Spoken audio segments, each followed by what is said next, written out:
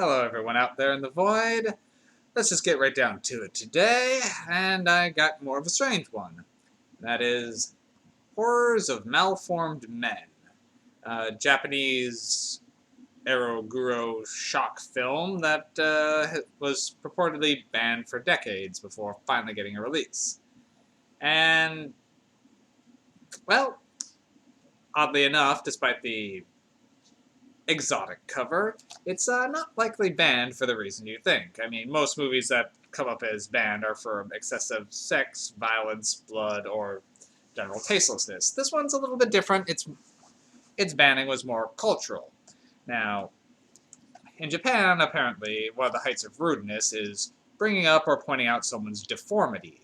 So, a movie entirely about deformed people and then deforming people was culturally taboo, so the movie went without release for many years. This one was made in 1969. I think it was 20 to 30 years before it actually saw the light of day. And it's definitely an interesting one. The director of it, then Teruo Ishii, is known for some over-the-top movies. And, well, this is definitely one of them. So, this is kind of one of those you have to see it to get it kind of movies. It's weird. Very convoluted, and it's at the same time, it does add up. It's just a strange movie in general.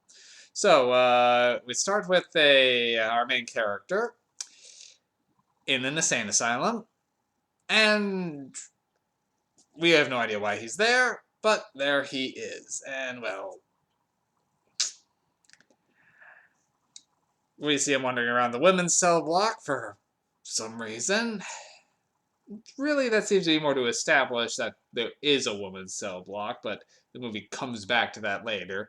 This movie does bring up a lot of things that seem really random, but they all do factor into an overall plot. Much better than a lot of things that I've seen recently, where they drop a bunch of hints that go nowhere. This one, things you have no idea where hints go somewhere. Anyway, he breaks out of the asylum after murdering a man who may or may not have been trying to kill him, and he goes out try to figure out where he came from.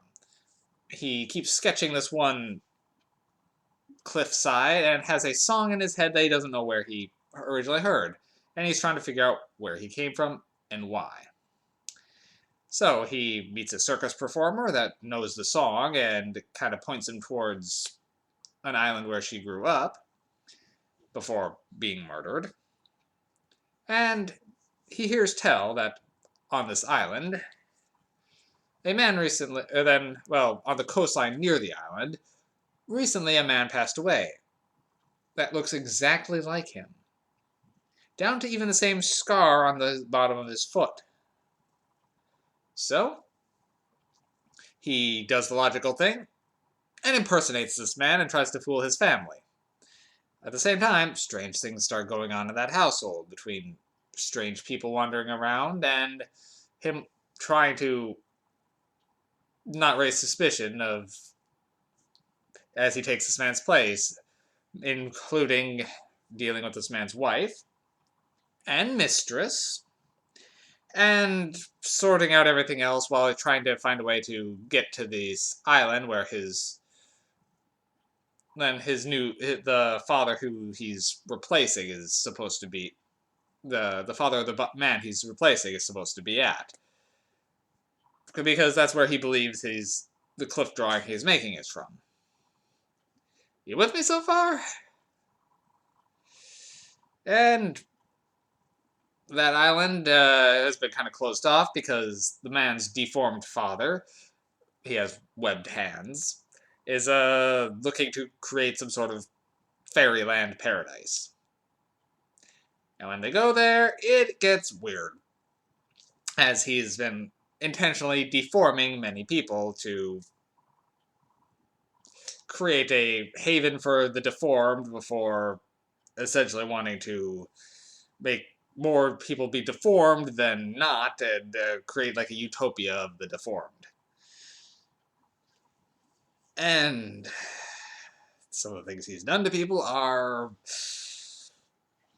you can't really describe it. It's stuff you have to see, but a lot of unclothed people running around with strange additives, things taken away, kept in cages, eating grass. It's weird. And the reasons he's doing this are explained, as well as how our main character fits into all of this, why he looked like the other person, and everything else. Oh boy, that's there's a lot. This movie holds nothing back. It hits every taboo possible between nudity. It's not too bad in the violence department, but there's some disturbing violence. But it hits nudity, all sorts of perversion, imprisonment, torture, incest, rape, you name it, it's in this movie. But at the same time, the way it goes about it, it doesn't linger on a lot of it, with the exception of the many shocking sights you're seeing on the island, and most of it is going somewhere. So most it's one of those things where you have to know what you can handle if you want to give this movie a shot, and it's definitely it doesn't hold much back. That said, the effects for the 1960s Japanese cinema are pretty good. Some of them just things look weird, but they're meant to look weird. So a lot of this weird white, powdery, flaky stuff on a lot of the deformed people, well, they're just supposed to be there. It's not the greatest effect, but at the same time, it looks unsettling, and it's supposed to. So I'm gonna give that a pass. The only bad effect comes right at the very end after a couple explodes on some fireworks. It shows their body parts as in this weird sort of almost animated thing of them going across the sky, embracing. It's strange. It doesn't look good. That's the only part that just didn't work. Everything else in this movie did actually pull together quite well. A lot of Japanese cinema leaves things ambiguous or open to interpretation, or can be a little bit harder to follow for many Western audiences. This one doesn't actually do that. It fills in a lot of the blanks for you, and while it doesn't hold your hand, it isn't confusing. Well, it clears up anyway. It is kind of confusing at the beginning as you try to get used to what the heck is going on, because it doesn't explain it right off the bat, but they're a coming. But overall, I did enjoy the film. I can only give this one a 3 MacGuffins. It's definitely an intense one, but it doesn't do anything to set its. Well, I guess it is kind of setting itself apart, so it's kind of the wrong thing. But it doesn't elevate itself to being more than a strange Japanese version of the island of Dr. Moreau, for example. But overall, it's worth a watch. It's not the easiest movie to find, but if you do get a chance, I do recommend it. But only if you're interested in shock exploitation films, because it's clearly that, and it's not trying to be anything more than that. But yeah, it's a decent little bit of depravity. Well, take care.